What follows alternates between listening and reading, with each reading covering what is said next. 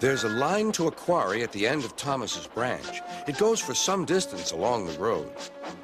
Thomas was always very careful to whistle here in case anyone was coming.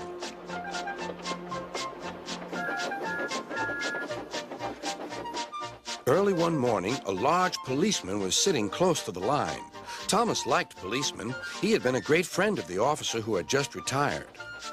Beep, beep, he whistled. Good morning. Thomas expected that the new officer would be friendly too, but he was sorry to see that he didn't look friendly at all.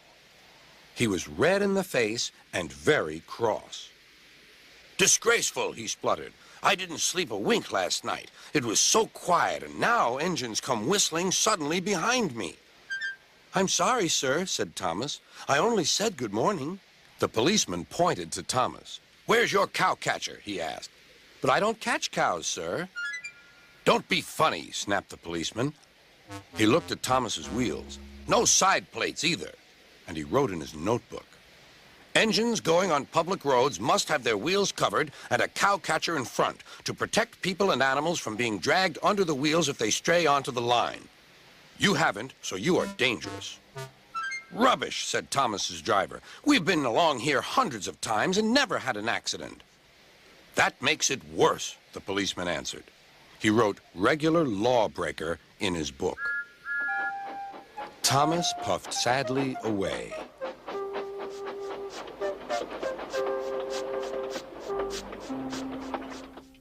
Sir Topham Hatt was having breakfast. He was eating toast and marmalade. The butler came in. Excuse me, sir. You're wanted on the telephone. Bother that telephone, said Sir Topham Hatt. I'm sorry, my dear, he said to his wife. Thomas is in trouble with the police, and I must go at once. At the station, Thomas's driver told Sir Topham Hatt what had happened. Dangerous to the public, indeed. We'll see about that. Sir Topham Hatt spoke to the policeman. But however much he argued with him, it was no good. The law is the law, he said, and we can't change it. Sir Topham Hatt felt exhausted. I'm sorry, driver, he said. It's no use arguing with policemen. We will have to make those cow-catcher things for Thomas, I suppose. Everyone will laugh, sir, said Thomas. They'll say I look like a tram. Sir Topham Hatt stared. Then he laughed. Well done, Thomas. Why didn't I think of it before? We need a tram engine. When I was on my holiday, I met a nice little engine called Toby. He takes freight cars from the farms, but the trucks are taking over most of his work and he needs a change. He has cow catchers and side plates. I'll write to his superintendent at once.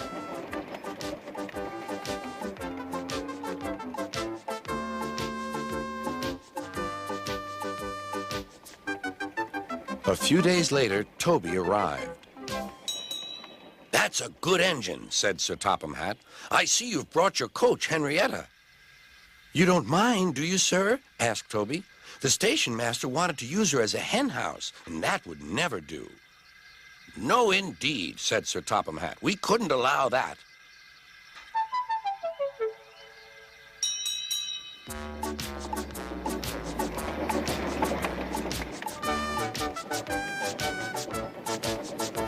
Toby made the silly cars behave even better than Thomas did.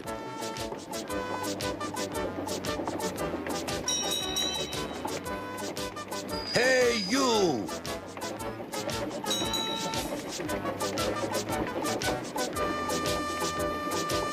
At first, Thomas was jealous, but he was so pleased when Toby rang his bell and frightened the policeman. They've been firm friends ever since.